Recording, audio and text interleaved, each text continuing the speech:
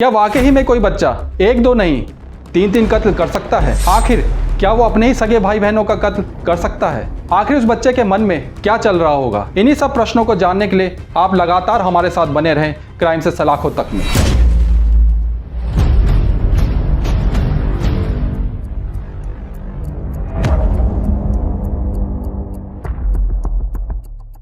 Hello नमस्कार good evening दोस्तों, स्वागत है आपका एक बार फिर से क्राइम से सलाखों तक में। आज की कहानी एकदम अलग है। एक ऐसे सीरियल किलर की कहानी जो देश ही नहीं दुनिया का सबसे छोटा सीरियल किलर है और जिसके नाम सबसे छोटा सीरियल किलर होने का रिकॉर्ड भी दर्ज है, जिसे मिनी किलर के नाम से भी जाना जाता है। अगर कोई बच्चा सीरियल किलर बन जाए तो उसके मन में क्या चलता होगा?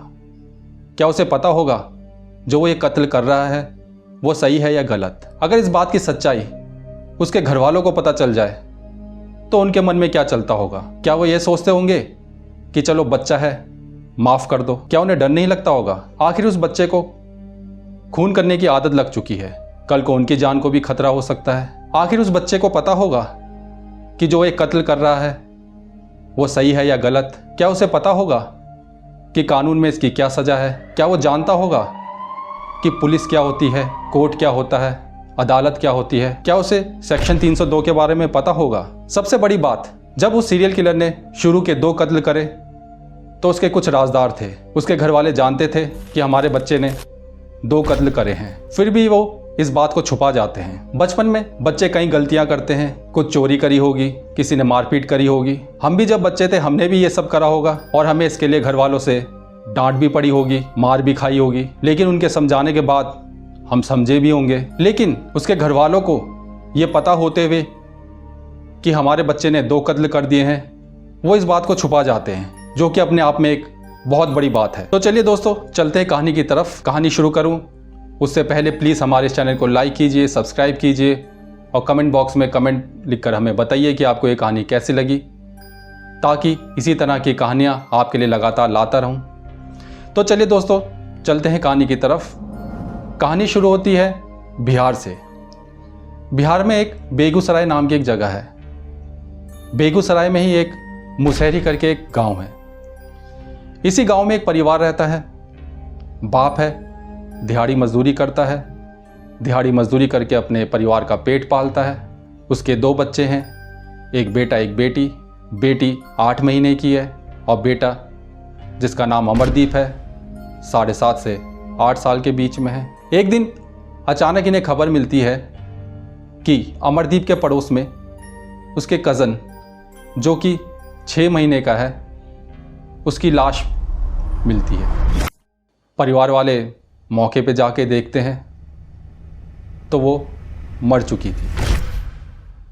अचानक उनकी नज़र अमरदीप पे पड़ती है और पता चलता है कि कुछ देर पहले ये अमरदीप उस बच्ची के पास था और उनकी नज़र उसके हाथों और कपड़ों में भी पड़ती है जिसमें कुछ निशान थे, जिसे देखकर घर वाले ये समझ जाते हैं कि हो ना हो इस अमरदीप ने कुछ ना कुछ ज़रूर करा है। उस लाश के सर पर किसी वजनी चीज़ से मारा गया था, साथ में उसके शरीर पर पिटाई के कुछ निशान भी थे, लेकिन घर वाले इस बात को छुपा जाते हैं और पुलिस तक ये बात नहीं जाती। दिन बीतते हैं, 6 महीने बीत जाते हैं। इसी दौरान अमरदीप के घर में अमरदीप की छोटी बहन की लाश मिलती है, बिल्कुल वैसे ही जैसे उसके कज़न को मारा गया था, बिल्कुल वैसे ही उसके सर पर भी किसी भारी चीज़ से मारा गया था, शरीर पे पिटाई के निशान थे। घर वाले देखते हैं वो भी मर चुकी थी। घर वालों का पूरा शक अमरदीप पर, लेकिन वो ये सोचकर कि पारिवारिक मामला है इस बात को भी दबा जाते हैं। वो ये सोचते हैं एक बेटी थी, बेटी तो मर गई, अगर इसकी भी पुलिस कंप्लेंट कर देंगे तो ये बेटा भी हमारे हाथ से चला जाएगा, तो वो इस बात को भी दबा देते हैं और ये बात भी पुलिस तक नहीं जाती। इसी तरह दिन बीतते जाते हैं, 8 महीने बीत जाते हैं। एक दिन गांव के पास ही एक प्राइमरी स्कूल था। उस प्राइमरी स्कूल के आंगन में एक माँ अपनी बच्ची के साथ, जिसका नाम खुशबू था और जो अभी मात्र 8 महीने की थी, धूप में लेटी हुई थी। थोड़ी देर बाद उसे अंदर कुछ काम याद आता है वो उठती है और अंदर की तरफ जाने लगती है। जाने से पहले देखती है कि कुछ दूरी पर अमरदीप खड़ा है, लेकिन क्योंकि गांव का ही बच्चा होने के कारण उसे उस पर कोई शक नहीं होता, क्योंकि गांव में सब एक दूसरे को जानते ही हैं। तो वो अपना काम निपटाने के लिए घर के अंदर चली जाती है।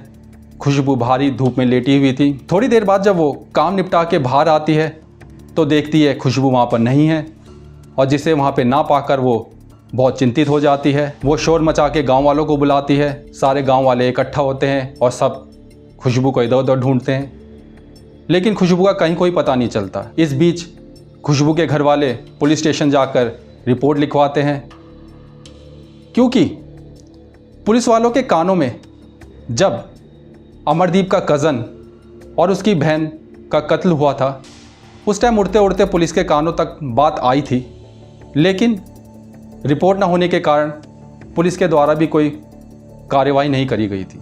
लेकिन अब जब तीसरी बच्चे की रिपोर्ट पुलिस स्टेशन पर आती है, पुलिस स्टेशन में मौजूद पुलिसकर्मी चौकन्ने हो जाते हैं और वो गांव वालों के साथ मिलकर खुशबू को ढूंढने लगते हैं। खुशबू को यहाँ वहाँ ढूंढा जाता है, लेकिन खुशबू का कहीं कोई पता नहीं। इस बीच खुशबू की माँ पुलिस वालों को बताती है कि मैंने लास्ट बार खुशबू के पास अमरदीप को देखा था। जब पुलिस वाले अमरदीप को बुलाते हैं तो देखते हैं ये तो 8 साल का बच्चा ही है, तो वो उस पर कोई संदेह नहीं करते। लेकिन खुशबू की माँ के बार बार कहने पर कि यही था खुशबू के पास लास्ट बार, तो पुलिस वाले उनके कहने पर उससे पूछताछ करते हैं ताकि गांव वालों की बात भी रह जाए। तो वो अमरदीप को बैठाकर उससे पूछताछ करते हैं। अब पुलिस वालों के सामने एक बच्चा उससे क्या पूछे, उसे क्या पता होगा, वो क्या बताए। लेकिन पुलिस वाले उससे पूछते हैं कि बताओ तुम खुशबू को जानते हो, लेकिन अमरदीप कुछ ना कहे। पुलिस वाले उससे कई सवाल करते हैं, लेकिन अमरदीप कुछ कहे बदले में वो हंसता रहता है। पुलिस वाले उससे कुछ भी सवाल करते तो वो सिर्फ हंसता रहता। अब अमरदीप कहता है अगर मुझे बिस्कुट खिलाओ तो मैं कुछ बताऊंगा। पुलिस वाले चौंक जाते हैं कि ये बिस्कुट क्यों मांग रहा है, और शायद बच्चा है, इसे बिस्कुट खाने होंगे, इस वजह से ये कह रहा है। तो पुलिस वाले किसी गांव वाले को भेजकर बिस्किट का पैकेट मंगाते हैं, अमरदीप को देते हैं। अमरदीप बिस्कुट का पैकेट खोलकर खाता है और खाने के बाद बताता है कि अब पूछो आपको क्या पूछना है, लेकिन वो इस बीच लगातार हंसता रहता है। पुलिस वाले कहते हैं कि क्या तुम खुशबू को जानते थे?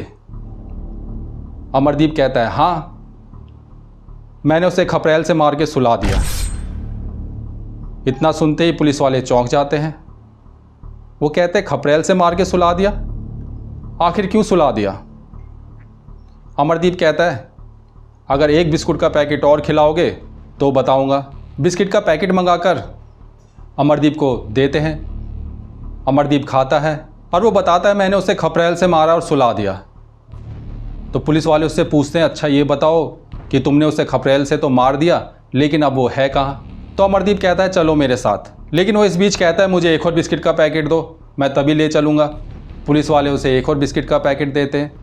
अब अमरदीप आगे आगे, पीछे पीछे पुलिस वाले। अमरदीप उन्हें जो प्राइमरी स्कूल था उसके पास ले जाता है, और उस प्राइमरी स्कूल के थोड़ी दूरी पर एक खेत था। खेत के पास ही उसने गड्ढा खोद के उस खुशबू को दबा रखा था। वो पुलिस वालों को बताता है कि यहाँ पर खुशबू है, यहाँ पर वो सो रही है। तो जब पुलिस वाले देखते हैं तो वहाँ पर एक गड्ढा खुदा हुआ था, जिसको कि एक थोड़ा बहुत मिट्टी से दबाकर उसके ऊपर घास फूस रखकर उसे छुपाया गया था। अब पुलिस वाले घास फूस हटाकर, मिट्टी हटाकर जब अंदर देखते हैं तो खुशबू की लाश मिलती है। अब खुशबू की लाश मिलते ही अमरदीप को थाने ले जाके अमरदीप से आगे की पूछताछ करी जाती है। अमरदीप अपनी पूरी कहानी बता देता है कि कैसे उसने अपने कज़न को मारा था, फिर उसके बाद अपनी ही बहन को मारा, और कैसे उसने खुशबू को मारा।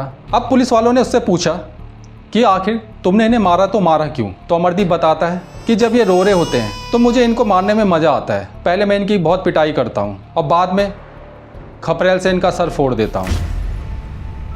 ये उस बच्चे के शब्द थे। पुलिस वाले ये सुन के चौंक जाते हैं। अब पुलिस वालों के सामने एक अलग ही कश्मकश कि आखिर वो इस बच्चे का करे तो क्या करे, आखिर वो इससे कैसे निपटे, क्योंकि कत्ल तो इसने करा है, लेकिन अभी ये 8 साढ़े 8 साल का बच्चा है।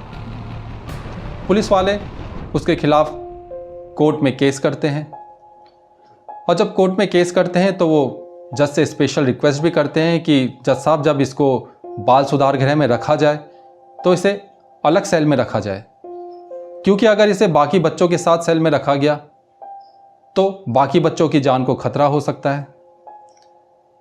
तो अदालत पुलिस वालों की बात मानकर उसे बाल सुधार गृह में अलग से सेल में रखती है। साथ ही डॉक्टर भी उसकी केस स्टडी करते हैं।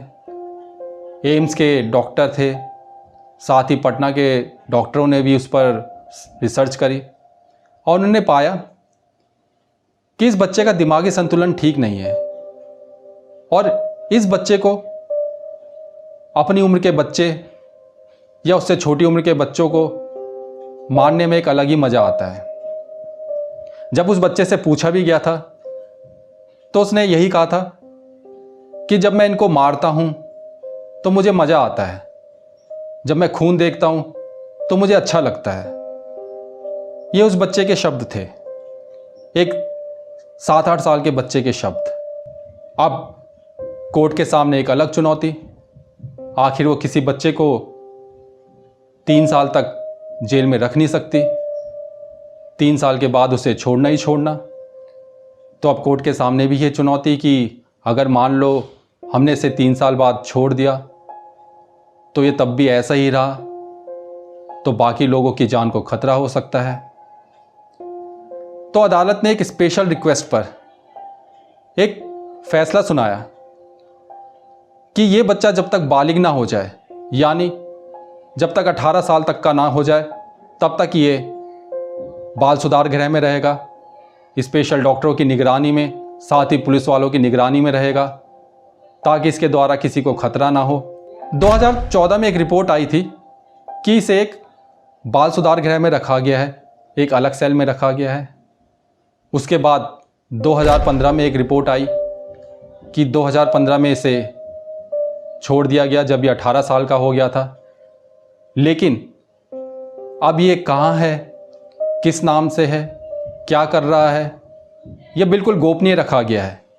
अगर इसकी जानकारी बाहर निकाली गई तो ये खुद इस अमरदीप के लिए और बाकी दूसरे लोगों के लिए भी खतरा हो सकती है, क्योंकि लोग अगर इसके बारे में जानेंगे तो हो सकता है ये उससे डरें या उस पर हमला भी कर सकते हैं।